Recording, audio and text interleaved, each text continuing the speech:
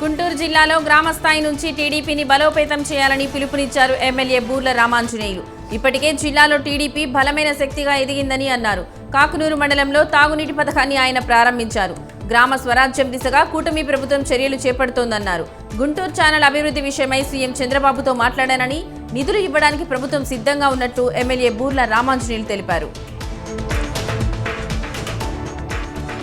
కాకినాడ మాజీ MLA Dwarampudi Chandrasekhar Reddy rural MLA పథకం Nanaji fire అయ్యారు. కాకినాడ పోర్టు ద్వారా ద్వారంపూడి పేదల బియ్యాన్ని విదేశాలకు తరలించేసి కోట్లు గడించారని ఆయన ఆరోపించారు. రైస్ మిల్లులు లేకపోతే సివిల్ సప్లై చైర్మన్ గా ద్వారంపూడి తండ్రి ఎందుకు ఉన్నారని ప్రశ్నించారు. జిల్లా రైస్ మిల్లర్స్ అసోసియేషన్ అధ్యక్షుడిగా ఆయన తమ్ముడు ఎందుకున్నారని నిలదీశారు.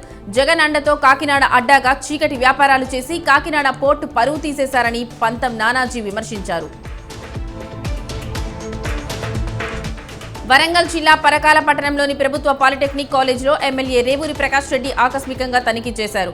కాలేజీ లెక్చరర్ల అటెండెన్స్, విద్యార్థుల యొక్క హాజరు పట్టికను పరిశీలించారు. సీఎం రేవంత్ దృష్టికి తీసుకువెళ్లి కళాశాల అభివృద్ధికి అవసరమైన నిధులు మంజూరు చేయిస్తానని అన్నారు. కళాశాలలో విద్యా ప్రమాణాలు పాటించాలని, నాణ్యతతో కూడిన గుణాత్మక విద్యను అందించేందుకు ఉపాధ్యాయులు కృషి చేయాలని ఎమ్మెల్యే రేవూరి సూచించారు. హైదరాబాద్లోని కుక్కట్పల్లిలో ఓ యూట్యూబర్ హల్చల్ చేశాడు. ట్రాఫిక్ మధ్యలో గాల్లోకి కరెన్సీ నోట్లను విసిరాడు. నోట్ల కట్టలను గాల్లోకి చల్లుతూ బైక్పై స్టంట్లు చేశాడు. దీంతో కరెన్సీ నోట్ల కోసం ట్రాఫిక్లో జనం ఎగబడ్డారు. అంతేకాదు ట్రాఫిక్ అంతరాయాన్ని కలిగిస్తూ చేసిన వీడియోలు పోస్ట్ చేశాడు హర్ష అలియాస్ మహదేవ్. అయితే ఇలా చేసిన వ్యక్తిపై చర్యలు తీసుకోవాలని నెటిజన్లు డిమాండ్ చేస్తున్నారు. వాహనాల రద్దీ ఉన్నప్పుడు ఇలాంటి పిచ్చి పనులు ఏంటని అసహనం వ్యక్తం చేస్తున్నారు. కుళ్ళిన, చెడిపోయిన ఆహార పదార్థాలను విక్రయించిన వారిపై కఠిన చర్యలు తీసుకుంటామని హెచ్చరించారు కుప్పం మున్సిపల్ కమిషనర్ శ్రీనివాసరావు. కుప్పం పట్టణంలోని పలు హోటళ్లపై మున్సిపల్ సిబ్బంది, స్థానిక పోలీసులతో కలిసి ఆయన ఆకస్మిక తనిఖీలు నిర్వహించారు. పట్టణంలోని నూర్ హోటల్లో చెడిపోయిన ఆహార పదార్థాలని గుర్తించారు. చెడిపోయిన ఆహార పదార్థాలను బయటికి తరలించారు. హోటల్లో తినడానికి వచ్చిన వారితో ఆహార విషయంలో కల్తీ ఉన్నట్లయితే తనకు ఫిర్యాదు చేయాలని కమిషనర్ తెలిపారు.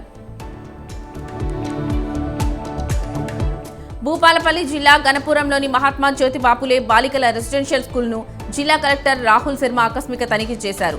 ఈ సందర్భంగా కిచెన్, వంట సామాన్లు భద్రపరిచే గది, విద్యార్థుల డార్మెటరీ, క్లాస్ రూమ్స్ ను పరిశీలించారు. వసతి గృహం నిర్వహణ బాగుందనే ఇదే స్ఫూర్తిని కొనసాగించాలని సూచించారు. విద్యార్థులకు మెనూ ప్రకారం ఆహారం అందించాలని ప్రిన్సిపల్ కు సూచించారు. పాఠశాలలో రిపేర్ల కోసం అంచనా ప్రతిపాదనలు సిద్ధం చేసి పంపితే నిధులు మంజూరు చేస్తామని కలెక్టర్ తెలిపారు.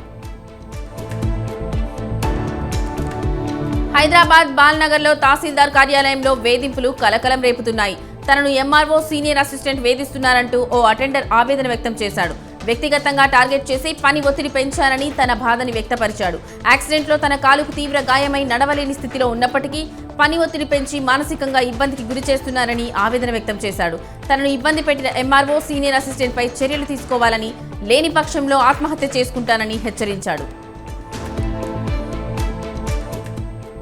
ఎన్టీఆర్ జిల్లా నందిగామ పట్టణంలో 5 పోలీసులను సస్పెండ్ చేశారు. విజయవాడ పోలీస్ కమిషనర్ ఓ దొంగతనం కేసులో నిందితుల నుంచి సదరు పోలీస్ అధికారులు 6 లక్షల నగదును లంచంగా తీసుకున్నట్లు విచారణలో తేలడంతో సస్పెండ్ ఆదేశాలు జారీ చేశారు.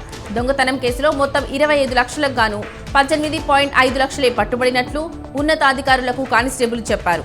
విచారణ చేపట్టిన పోలీసులు కానిస్టేబుల్ పాత్ర ఉందని తేలడంతో సిపి సస్పెండ్ ఆదేశాలు జారీ చేశారు. రంగారెడ్డి జిల్లా గండిపేటలోని ఎన్టీఆర్ విద్యా సంస్థల విద్యార్థులు, సిబ్బంది క్యాండిల్ మార్చ్ నిర్వహించారు. కోల్కతాలో అత్యాచారం లాంటి ఘటనలు పునరావృతం కాకుండా చర్యలు తీసుకోవాలని కోరారు. నిందితులను కఠినంగా శిక్షించాలని విద్యార్థులు, సిబ్బంది డిమాండ్ చేశారు.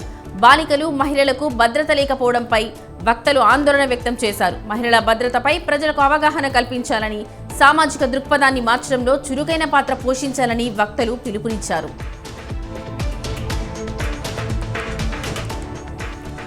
కోనసీమ తిరుమలగా బాసిల్లుతున్న వాడపల్లి శ్రీ వెంకటేశ్వర స్వామి వారి హుండీల లెక్కింపు కార్యక్రమం గురువారం రాత్రి ప్రారంభించారు. ఆలయంలో మొత్తం 19 హుండీలుండగా వాటిలో 13 హుండీలను లెక్కించారు. భారీ వర్షం కారణంగా మిగిలిన 6 హుండీలను అధికారులు లెక్కించలేదు. గడిచిన 38 రోజులుగా 13 హుండీల ద్వారా 70,16,714 రూపాయల నగదు, 72 గ్రాముల బంగారం, 70 గ్రాముల వెండి అధికారులకు వెల్లడించారు.